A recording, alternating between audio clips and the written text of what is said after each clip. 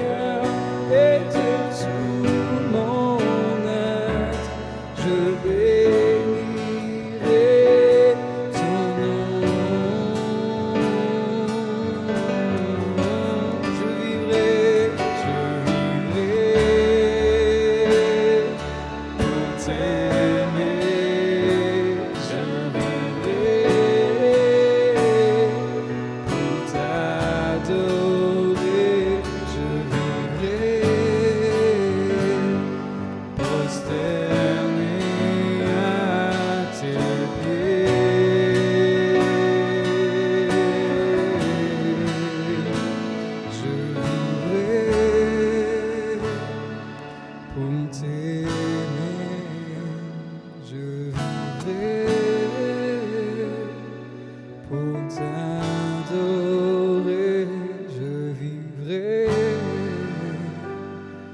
prosterné à tes pieds.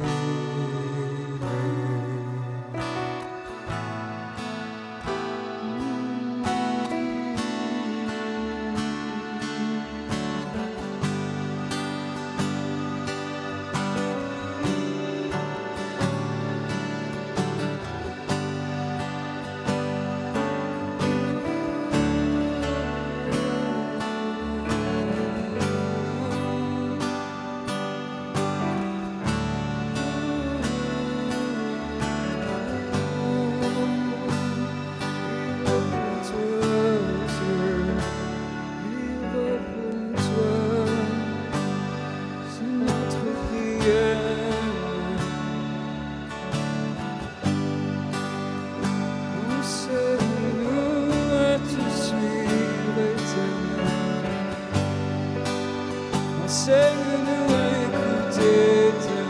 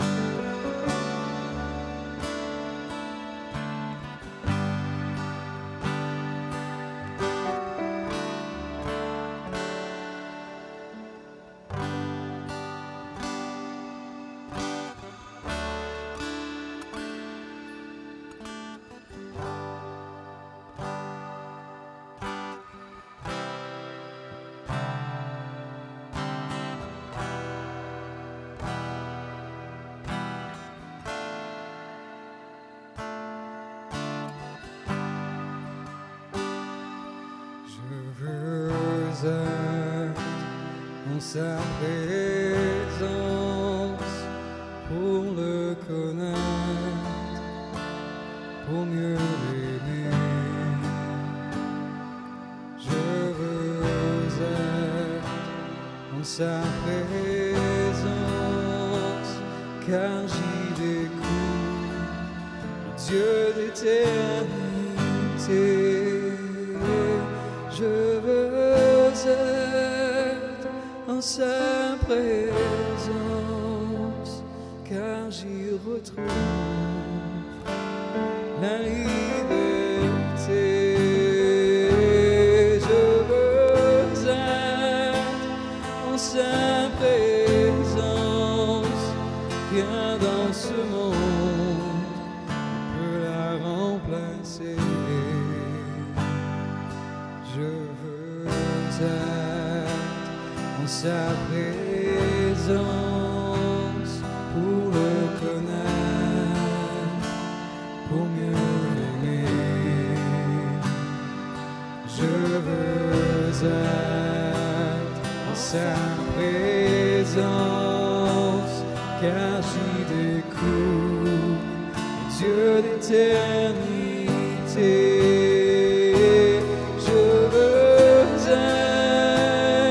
Sa présence, car j'y retrouve la liberté. Je veux être en sa présence, rien dans ce monde ne peut la remplacer.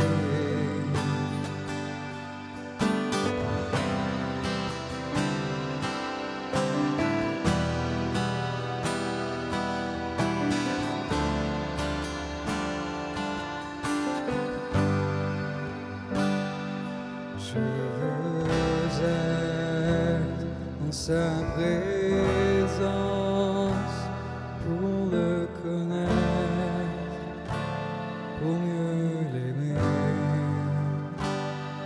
Je veux être en sa présence, car j'y découvre Dieu d'éternité. Je veux sa présence, car j'y retrouve la liberté. Je veux être en sa présence, car dans ce monde ne peut la remplacer. Je veux être en sa présence, car j'y retrouve la liberté.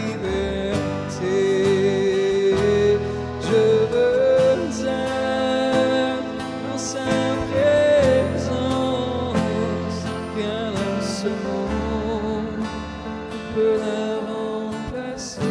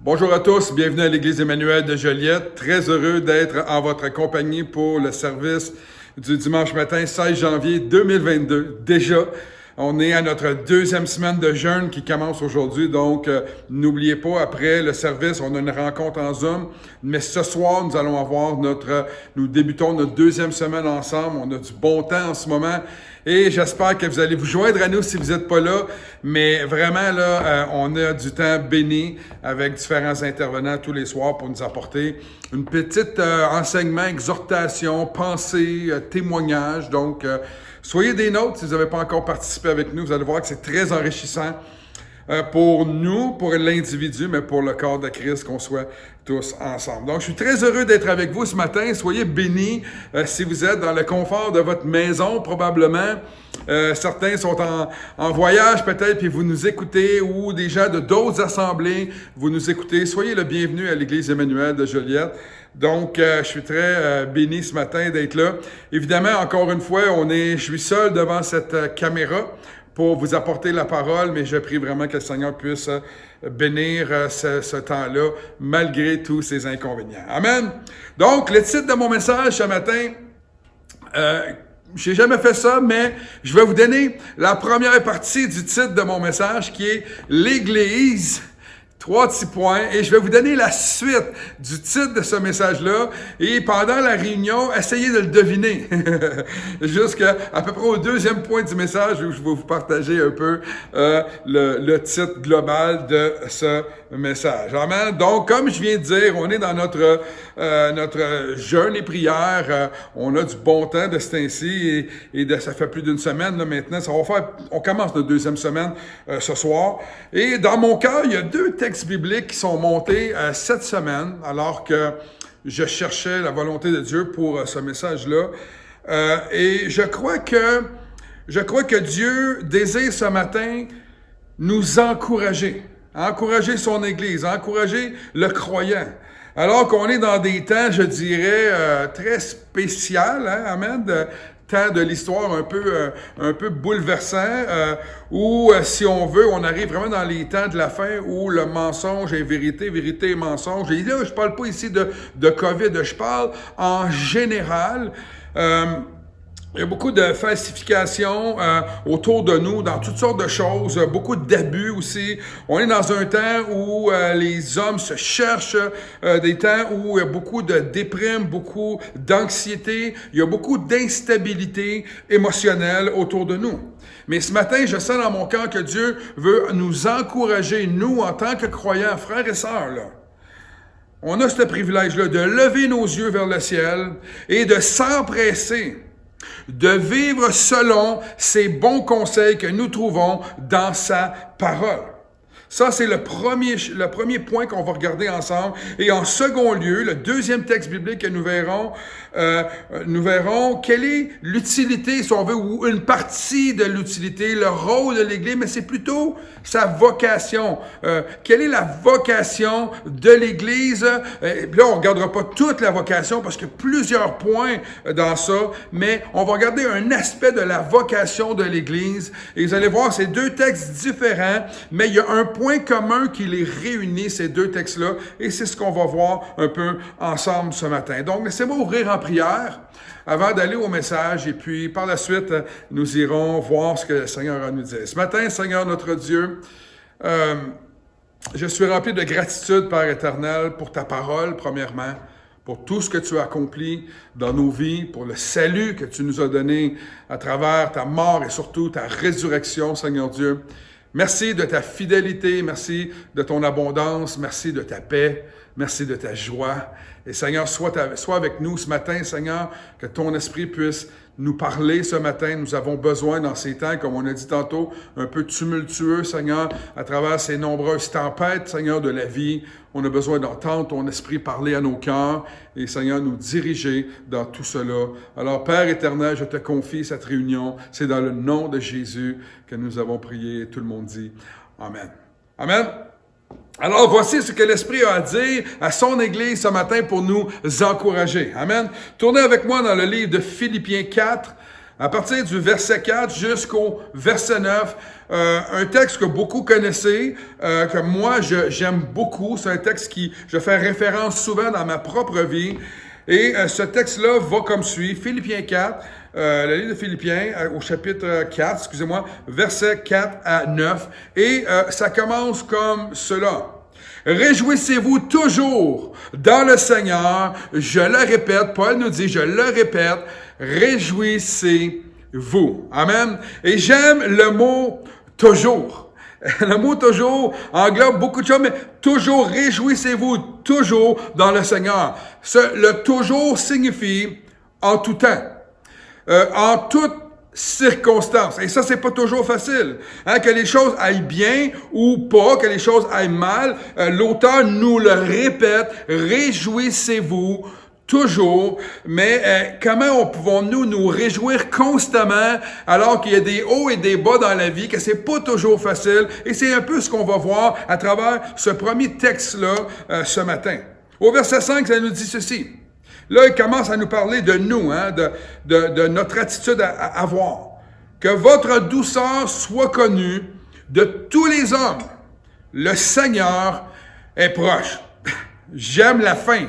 Le Seigneur est proche. Nous savons qu'il y a 2000 ans passés, Jésus est venu sur terre. Il est venu accomplir cette œuvre-là pour nous, cette œuvre à la croix et la résurrection des morts pour nous accorder la vie éternelle. Mais nous savons également, la Bible nous enseigne qu'un jour, il reviendra chercher son Église pour la suite rétablir son royaume après. Donc, on est là, on est dans cet moment d'attente-là du retour du Seigneur. Mais regardez en attendant ce que Dieu dit, ce que sa parole dit. Que votre douceur soit connue de tous les hommes. Que notre cœur ne soit pas connu pour nos arguments, nos revendications, nos peurs et nos craintes ou nos frustrations, mais pour notre douceur. Frères et sœurs, c'est important.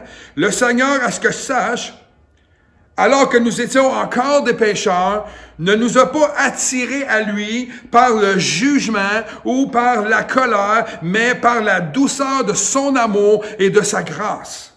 C'est cet amour-là, moi, en tout cas, qui m'a attiré à Dieu. Je n'ai pas senti le jugement sur ma vie. Au contraire, j'ai senti que peu importe qui j'étais, dans l'état où j'étais, Dieu m'aimait. Et ça s'est fait avec douceur. Et ici, la parole nous enseigne d'être nous aussi doux de cœur, que notre douceur soit reconnue de tous les hommes. C'est important, surtout dans cette période ici que l'on vit en ce moment. Et c'est à partir du verset 6 que nous allons voir comment être en mesure de nous réjouir en tout temps. Parce que ce n'est pas facile d'affronter les circonstances de la vie et de le faire avec réjouissance en tout temps. Quand la maladie frappe, quand la mort frappe, quand les différents obstacles de la vie viennent nous toucher, il n'est pas toujours facile d'avoir de la joie. Mais ici, le Seigneur va nous encourager ce matin. Au verset 6, il dit « Ne vous inquiétez de rien ». C'est-à-dire que Dieu prend soin de nous en toutes choses. Ne vous inquiétez de rien, mais en toutes choses, regardez ici comment c'est bon. Faites connaître vos besoins à Dieu par des prières et des supplications avec des actions de grâce. Et évidemment, dans ce jeûne de 21 jours et prières que nous sommes, c'est exactement ce que nous faisons tous les jours lorsqu'on se réunit ensemble. On élève premièrement des actions de grâce envers Dieu. Nous prions les uns pour les autres. Nous prions pour nos communautés. Nous supplions Dieu d'agir dans nos vies et dans la vie autour de nous, à la vie de la communauté autour de nous. Mais regardez ici comment c'est intéressant. La façon de nous éloigner, frères et sœurs. Des choses de ce monde qui peuvent venir, qui peuvent être déposées en nous et qui vont nous amener de l'inquiétude. Des choses qui peuvent faire diminuer ou nous faire perdre notre foi et notre paix. Ça nous dit ici, alors faites connaître vos besoins en toutes choses par des prières, des supplications et actions de grâce. L'action de grâce permet, même dans des moments difficiles de nos vies, l'action de grâce permet d'avoir une attitude de gratitude, si on veut, face à Dieu, face à tout ce que nous avons. Amen. Et la gratitude nous rend dépendants de Dieu, car nous savons que tout vient de lui. Les prières et les supplications sont le procédé pour nous approcher de lui et lui dire ce qui pèse sur nos cœurs. C'est dans ces moments-là que nous pouvons partager nos inquiétudes avec le Seigneur. C'est le moyen de nous libérer, nous, de la crainte humaine, naturelle qui est en nous pour vivre aux dépens de Dieu et vivre selon sa volonté. Et ce n'est pas facile en tant qu'être humain, alors qu'on est encore dans ce corps corruptible et ce corps encore pécheur. Nous sommes plus vus comme pécheurs à cause de Jésus-Christ, mais encore dans ce corps où la maladie vient nous atteindre, où toute chose vient nous atteindre, nous avons ce privilège-là de nous approcher de Dieu avec action de grâce, avec prière et aussi avec supplication. Et par notre attitude de prière et de supplication, nous devenons dépendants de notre Dieu et nous développons l'habitude de venir nous abriter sous lui, dans sa présence, et ça nous permet d'éliminer tous les tracas qui sont en nous. Parce que le Seigneur est là pour nous, pour prendre sur lui le joug que nous pouvons avoir en tant qu'être humain faible dans notre chair. Amen. Et là, regardez au verset 7, ce que ça produit de faire cela. Et ça nous dit ici, et la paix de Dieu, qui surpasse toute intelligence, toute, gardera vos cœurs et vos pensées en Jésus-Christ. Une paix qui surpasse toute intelligence gardera vos cœurs et vos pensées. Wow! N'est-ce pas merveilleux? N'est-ce pas ce qui nous différencie des gens qui ne connaissent pas Dieu? Amen. Et quand je dis ça, je suis pas en train de baisser les gens qui ne connaissent pas Dieu, mais lorsque tu t'approches de Dieu, par des prières et des supplications, Dieu dépose en toi une paix pas comme le monde, frères et sœurs. Et regardez au verset 8, ça nous dit « au reste », comme s'il est en train de nous dire que ce qui est important, c'est de garder nos cœurs et nos pensées en étant captifs en lui par des prières et des supplications et des actions de grâce. Une adoration entière nous préserve de tomber dans le piège de l'ennemi, c'est-à-dire d'avoir de la crainte. Combien de chrétiens en ces temps de pandémie vivent dans la crainte alors que c'est le contraire que Dieu désire? Ne vous inquiétez pas. Et pour le reste, c'est ça que je voulais vous dire. Regardez au verset 8. Il va dire « Et pour le reste ». Comme si le reste est pas moins important, mais vient après. La prière, les supplications, les actions de grâce sont comme le début de ce que nous, comme croyants, nous devons faire. Et ça nous dit au reste que tout ce qui est vrai, tout ce qui est honorable, tout ce qui est juste, tout ce qui est pur, tout ce qui est aimable, tout ce qui mérite l'approbation, ce qui est vertueux et digne de louange, soit l'objet de vos pensées. Vrai, honorable, pur, aimable, non selon le monde, mais qui mérite l'approbation de Dieu. Amen. Le mot approbation ici, c'est acceptable, qui est une bénédiction, un encouragement en accord avec Dieu. Donc, avoir une vie qui est vraie en accord avec Dieu, une vie qui est honorable en accord avec Dieu, une vie juste en accord, une vie pure, une vie aimable avec son prochain et avec ses frères et ses sœurs. Non selon ce que le monde pense qui est aimable, non selon ce que le monde pense qui est juste, mais selon l'approbation de Dieu. Amen. Nous devons être vertueux et dignes de louange soit l'objet de nos pensées et rien d'autre. Frères et sœurs, il est primordial que ce soit cela à laquelle nous aspirons. Et je crois sincèrement que lorsque nous nous approchons de lui de façon régulière dans la prière et dans les supplications et dans les actions de grâce, notre attitude change et nous avons plus de facilité parce que nous vivons dans la paix de Dieu pour aller au reste et vivre de façon vraie, honorable, juste, pure, etc., etc. Au verset 9, ça nous dit ceci. Excusez, Paul dit ceci, ce que vous avez appris, reçu et entendu de moi, et ce que vous avez vu en moi, pratiquez-le. Et le Dieu de paix vous accordera non seulement sa paix, mais sera avec vous. Amen. Pratiquez-le. Pas seulement le lire et y croire, mais le mettre en pratique. Amen. Et le Dieu de paix sera avec vous. Quelle parole d'encouragement ce matin. Dieu nous demande de nous réjouir en toutes choses et de lui faire confiance dans nos prières et supplications. Et sa paix nous sera donnée. Et non seulement donnée, mais le Dieu de paix, celui qui donne cette paix-là, sera avec nous. Il marchera également à nos côtés en toutes circonstances. Amen. Wow! N'est-ce pas ce qu'on veut comme chrétiens? N'est-ce pas ce que nous voulons comme Église? Que Dieu marche à nos côtés en tout temps. Amen.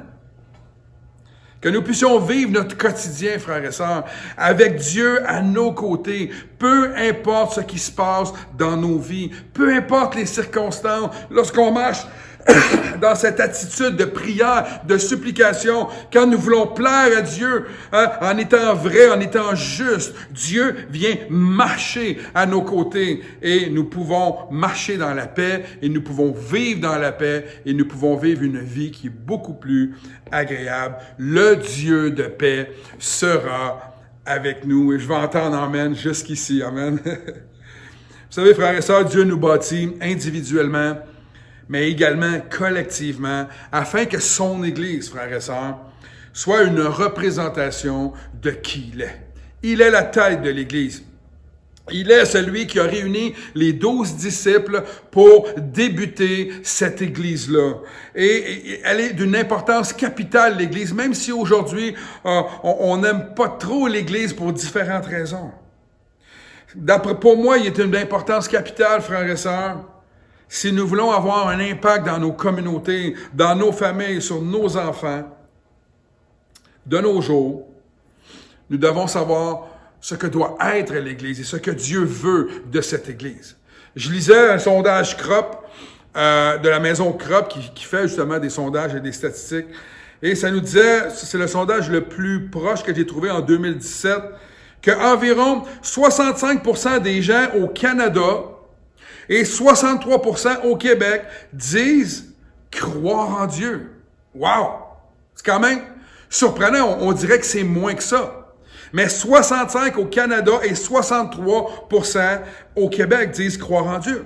Mais regardez ici ce qui est désolant, mais seulement 36% des Québécois semblent croire en Dieu par les principes qui sont enseignés par l'Église, comparé à 44% des Québécois qui croient par eux-mêmes en Dieu, c'est-à-dire qui se font eux-mêmes une image de Dieu, une idée de Dieu, et rejettent complètement l'Église par rapport à leur croyance en Dieu.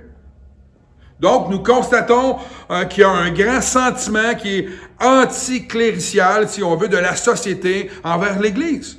Nous avons l'impression que l'Église ne devrait pas se mêler de la vie des gens, de la foi des gens, lorsqu'on regarde ces statistiques-là. C'est du moins ce que nous ressentons. Est-ce que l'Église a son utilité? Ou est-elle un vieux vestige des temps anciens pour nous aider à vivre notre foi? Hein? Est-ce qu'elle est encore utile? Est-ce que nous sommes devenus une institution qui a fait son temps? Ou encore qui est utile de nos jours? Est-ce que l'Église est encore utile de nos jours? Avons-nous, nous, en tant qu'Église, bien compris l'utilité de l'Église aussi? Nous allons probablement regarder cela dans les semaines à venir, mais aujourd'hui, on va débuter avec une partie de cela. Il y a une chose bien importante, frères et sœurs, et je pense que je m'adresserai à quasiment tout le monde. J'ai lu ça dans le livre de Philippe Joret, le livre qui dit « Do you speak Église? » Est-ce que tu parles le langage de l'Église? Il dit ceci, « Il faut comprendre que l'Église n'est pas un produit fini. Elle est en cours de perfectionnement.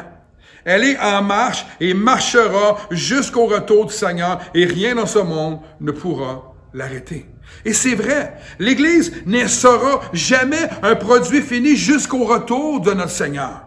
L'Église est en progression, est en perfectionnement. Amen. L'Église n'est pas encore ce qu'elle doit être, mais nous le deviendrons. Hein? L'Église dit que le Seigneur dit qu'il va venir chercher une Église qui va être glorieuse. Et la parole nous dit que nous marchons de gloire en gloire. Il y a un fil conducteur, c'est-à-dire nous continuons à tous les jours d'améliorer, de nous améliorer individuellement et collectivement en tant que corps de Christ. Tous les jours, alors que nous nous approchons de lui, nous grandissons et nous devenons plus à la statue parfaite de Jésus-Christ, comme Église. L'Église est comme une ville refuge, hein? Une cité en devenir qui reçoit peu à peu l'image de la cité de Dieu, la cité céleste de Dieu.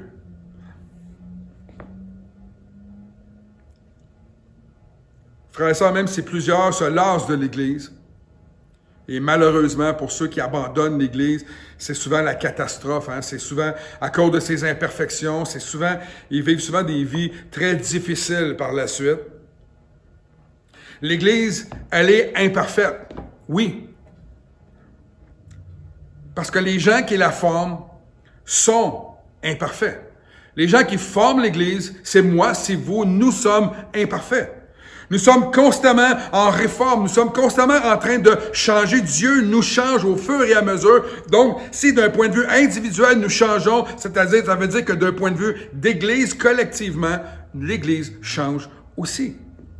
L'Église est en perpétuel changement, mais malgré tout, il y a des gens qui vont quand même abandonner. Et je pense que c'est la pire des choses. C'est la pire des choses de vouloir vivre l'Église seule. Je pense que, même si l'Église, elle est imparfaite, c'est de la vivre ensemble, c'est de traverser ensemble les obstacles de la vie qui fait que nous grandissons davantage. Par nos expériences, nous grandissons davantage. La Bible nous dit, malgré le fait que l'Église est imparfaite, dans 1 Timothée 3, l'Église, la Bible dit qu'elle reste la colonne et l'appui de la vérité.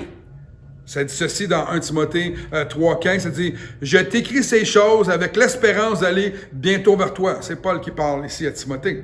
« Mais afin que tu saches, si je tarde, comment il faut se conduire dans la maison de Dieu, qui est l'Église du Dieu vivant, la colonne et l'appui de la vérité. » Et je me demandais tantôt en lisant ce texte-là, pourquoi Paul dit ça? Parce que l'Église est le seul endroit dans ce monde, et surtout de nos jours, où la parole de vérité est annoncée. C'est le seul endroit dans ce monde où il y a une collectivité basée sur Jésus-Christ. C'est le seul endroit dans ce monde où nous pouvons confesser nos péchés les uns les autres, où on peut parler de nos difficultés sans être jugés. C'est le seul endroit dans ce monde où nous pouvons grandir ensemble. On n'a pas besoin de toujours payer des psychologues. Et je suis pas en train de dire que c'est pas bon, ça peut être bon pour des situations. Mais on est dans un endroit, Dieu a créé l'Église, un endroit sécure où nous pouvons grandir, être formés dans la parole de Dieu. Oui, nous pouvons nous plier sur les pieds les uns les autres, mais nous grandissons beaucoup plus au sein d'une Église que seul à l'extérieur. Et c'est pour ça que la parole de Dieu nous dit quelle est la colonne et l'appui de la vérité.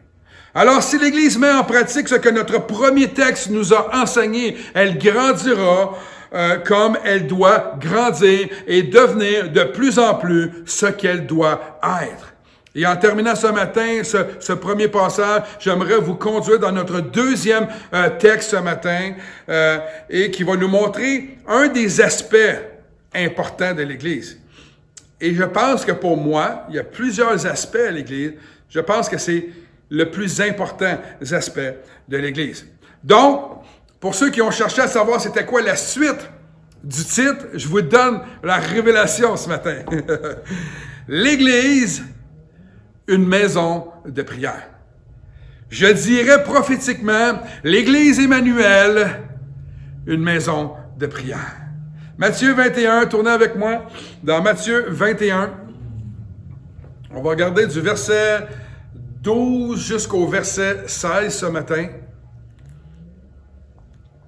On va terminer avec ce texte biblique-là. Matthieu 21.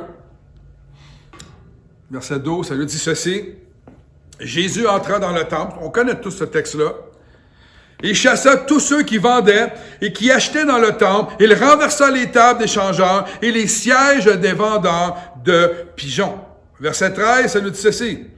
Il leur dit, il est écrit, quand il dit il est écrit, c'est dans Ésaïe 56:7, le Seigneur va réutiliser un texte d'Ésaïe. Ma maison sera appelée une maison de prière. Mais vous en avez fait une caverne de voleurs. Quel texte incroyable! Juste cela, lorsqu'on médite sur ça, lorsqu'on prend le temps de regarder un peu la profondeur de cette phrase-là, Jésus rentre dans la maison de son Père, il va, avec une sainte colère, il va tout balayer, il va mettre dehors, il va critiquer les gens, il va leur dire, ma maison sera appelée une maison de prière, mais vous en faites une caverne de voleurs. Et, pasteur, qu'est-ce que ça a rapport avec nous? On ne vend rien, nous, dans les églises aujourd'hui, mais on peut quand même voler Dieu de plusieurs façons. Je parle pour moi, mais pour tous les croyants. On peut quand même voler Dieu de plusieurs manières. Nous n'avons pas besoin de vendre quoi que ce soit, mais nous pouvons lui voler le temps de ses louanges. Lorsqu'on est dans la louange, on peut lui voler cette louange-là. On peut voler son adoration. Nous pouvons lui donner seulement 50% de nous lorsqu'on loue. On peut avoir les deux mains dans les poches, regarder le ciel. Pendant la prédication, on peut faire sur notre téléphone toute autre chose sans écouter. On peut se donner seulement à 50%. On est en train de voler Dieu d'une certaine manière. Et si je prends l'illustration d'un employé qui travaille à 50% de ses capacités, mais qui reçoit 100% de son salaire, il vole quand même son employeur. Ce que je veux dire ce matin, c'est pas une critique envers l'Église. Ce que je veux vous encourager, c'est que Dieu mérite Frères et sœurs, Dieu mérite notre entière consécration car il nous a donné un sacrifice entier. Dieu nous a donné son Fils complètement, pas à moitié. Dieu est fidèle à 100% avec nous. Le premier commandement que Dieu nous donne, c'est d'aimer notre Dieu de tout notre cœur, de toutes nos pensées, de toute notre force, frères et sœurs. Rien à moitié. À 100% dans notre consécration, dans notre service, que ce soit à l'Église. Quand tu sers à l'Église, c'est pas l'Église que tu sers, c'est ton Seigneur. Lorsque tu sers dans la communauté, c'est pas la communauté que tu sers, c'est ton Seigneur. Alors ce matin, ma prière, c'est soyons entiers pour notre Seigneur. Pas de demi-mesure. Et je le répète, entier ne signifie pas, je l'ai dit, je pense, la semaine passée, être parfait. Mais entièrement authentique, vrai, comme on a vu dans le texte, honnête, humble devant lui, et vos vies, et nos vies, la vie de l'Église sera entièrement vivifiée par notre entière consécration. Et le Saint-Esprit va venir dans ce lieu avec puissance, avec présence, avec majesté, afin que l'Église de Christ soit la vraie représentation de ce qu'elle doit être. 2020, Dieu appelle son Église à être ce qu'elle doit être selon sa volonté et non pas selon ce que nous, les hommes, on veut qu'elle soit.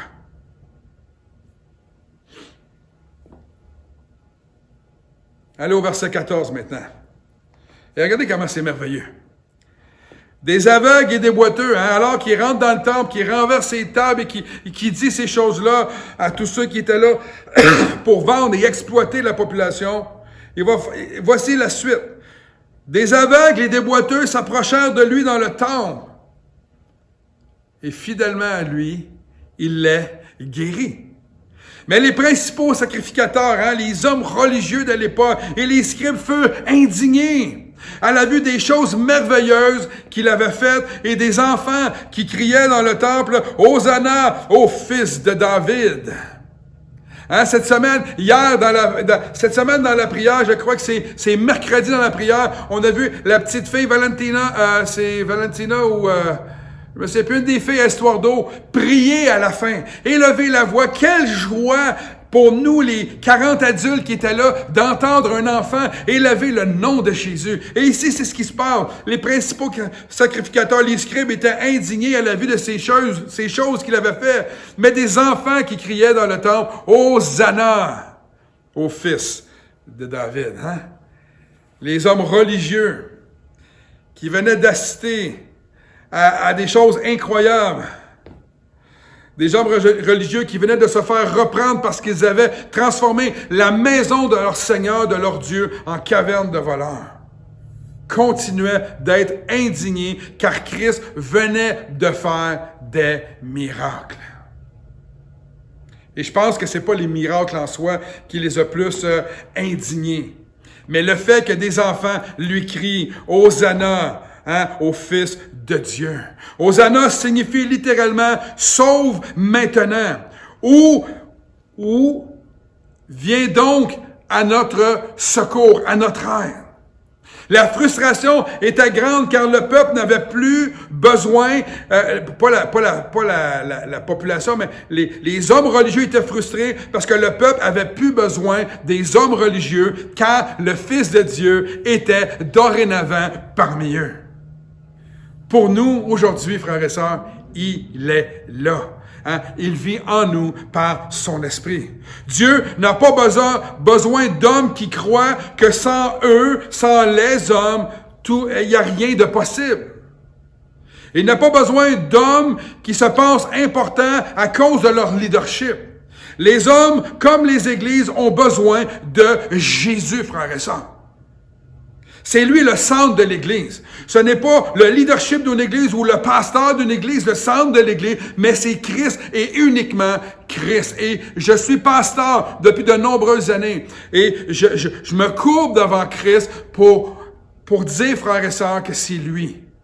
Et nous sommes son Église. Il est celui que tout dépend de Christ et non pas de votre pasteur ou du leadership de votre Église. Tout dans l'Église, que ce soit les leaders ou les autres, nous sommes tous serviteurs de Dieu premièrement et serviteurs les uns des autres. C'est ça, l'Église de Jésus-Christ. Regardez au verset 16. Il lui dit, les hommes religieux, « Entends-tu ce qu'ils disent? » « Oui, lui répondit Jésus. « N'avez-vous jamais lu ces paroles? N'avez-vous jamais lu ces paroles? » Puis voici ce qu'il dit. « Tu as tiré des louanges de la bouche des enfants et de ceux qui sont à la mamelle. » Ça, c'est le psaume. Il va citer le psaume 8.2 que les hommes religieux de l'époque connaissaient par cœur. Mais regardez comment il est intéressant. Le psaume 8.2. Et j'ai fait une petite recherche, c'est vraiment intéressant. Ça nous dit, par la bouche des enfants et de ceux qui sont à la mamelle, tu as fondé ta gloire. Wow! Parce qu'ils ont été les premiers à élever le nom de Jésus dans le temple. Ils ont été ceux qui ont osé dire « Hosanna au fils de David ». Ils ont reconnu le Dieu de gloire. Amen. Par la bouche des enfants et de ceux qui sont à la main, tu as fondé ta gloire pour confondre quoi? Tes adversaires, pour imposer le silence à l'ennemi et aux vindicatifs, qui est le mot haineux à ceux qui haïssaient, ceux qui avaient de la haine pour Jésus. Regardez bien ce que je ressentais dans mon cœur de vous partager. Christ accomplit une parole incroyable dans cette page d'histoire-là. Excusez-moi. Il impose le silence à ceux qui ont de la haine contre lui. Il confond ses adversaires par les miracles accomplis et par ses enseignements, son amour, sa grâce, lorsqu'il pardonne les pécheurs. Il impose le silence quand il mange avec les prostituées et avec les gens de mauvaise vie. Il confond ses adversaires quand sa miséricorde et sa grâce car sa miséricorde et sa grâce, elle est gratuite. Pas besoin de vendre dans le temple les produits du salut, frères et sœurs, car le salut est un don gratuit que Christ a payé pour tous ceux qui voudront le reconnaître. Frères et sœurs, l'Église de Christ n'est pas ici pour vendre quoi que ce soit. L'Église de Christ est appelée à présenter le Seigneur Jésus-Christ et à expliquer au monde entier que ce salut se donne par l'amour, par la grâce et surtout qu'il est gratuit pour tous ceux qui le reconnaîtront. Wow! Oui, l'Église a son utilité. Et nous en verrons plus dans les semaines à venir parce que je vais continuer à vous prêcher sur cela. Mais la leçon d'aujourd'hui nous indique clairement que l'Église n'est pas appelée à être comme le monde, mais à exercer, frères et sœurs. C'est important ici, la douceur, la vérité, tout ce qui est honorable, juste, pur et aimable. Non selon le monde, mais selon l'approbation de Dieu. Elle est appelée à bénir, servir, aimer tous ceux pour qui Christ a donné sa vie. Elle est également appelée à être une maison de prière, une ville refuge où il est bon d'être en sa présence. L'Église, frères et sœurs, est le lieu de rencontre de son peuple. Ensemble, pour adorer comme un seul corps, ensemble pour le louer comme un seul corps, ensemble pour apprendre, être édifiés dans notre foi comme un seul corps, unis dans l'amour fraternel, frères et sœurs. L'Église Emmanuel est appelée à être une maison de prière, est appelée à être le reflet de Jésus-Christ. Le sens ici de maison, c'est le terme grec, c'est oikos, c'est une maison habitée par Dieu.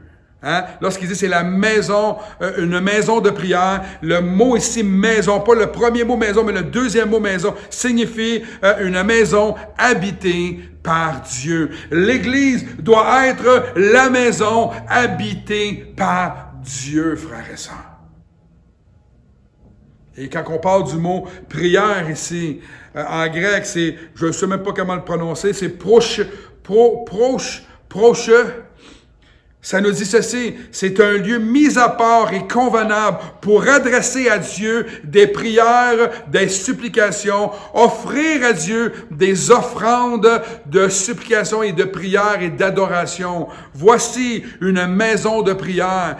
C'est le lieu où Dieu habite, où nous nous rendons, frères et sœurs, pour offrir à Dieu notre adoration avec des cœurs purs. Frères et sœurs, dans ce jeûne de 21 jours, approchons-nous de lui et il s'approchera de nous. Mais quand le jeûne de 21 jours sera terminé, je veux nous encourager, tous et chacun, approchons-nous de lui. Quand l'Église va réouvrir ses portes et que nous allons nous retrouver ensemble dans des moments d'adoration, que ce soit pas le groupe qui chante en avant, mais que ce soit l'Église qui vienne pour adorer son Dieu. Lorsque la parole va être prêchée, peu importe qui est le serviteur qui va la prêcher, que l'Église soit là pour recevoir comme un signe d'adoration la parole de Dieu. Que 2022 soit une année de grâce de notre Seigneur. Et que son Église prenne entièrement sa place dans nos communautés. Que les statistiques soient confondues, frères et sœurs. Pourquoi? Parce que rien va venir à bout de l'Église, parce que Christ en est la tête et nous sommes ses serviteurs. C'est lui, le boss de cette Église, et c'est ce que j'avais à cœur de vous partager ce matin. J'ai vraiment l'impression que l'Église est un géant qui dort en ce moment. Et je sens dans mon cœur qu'elle se réveille peu à peu.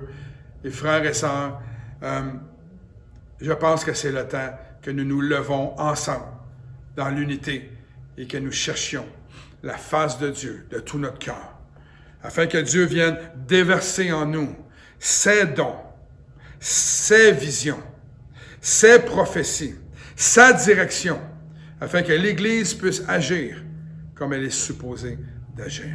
Frères et sœurs, que Dieu vous bénisse. Je termine en prière et puis après ça, je vous relâche et on se voit immédiatement après cette réunion si vous voulez discuter de ce message. Seigneur notre Dieu, merci pour ta parole. Merci pour tout, Seigneur. Tu es un Dieu non seulement qui prend soin de nous, mais qui nous enseigne afin que nous puissions grandir en toi.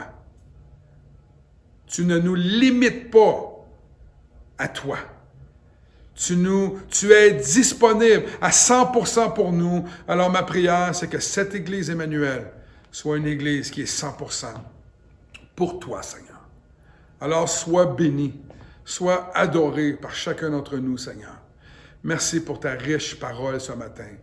Et c'est dans ton merveilleux nom que nous avons prié. Et tout le monde dit Amen. Soyez bénis, frères et sœurs. Pour ceux qui veulent venir nous rejoindre en Zoom, vous avez reçu un courriel et juste cliquez sur le lien Zoom et on se voit dans quelques instants. Que Dieu vous bénisse.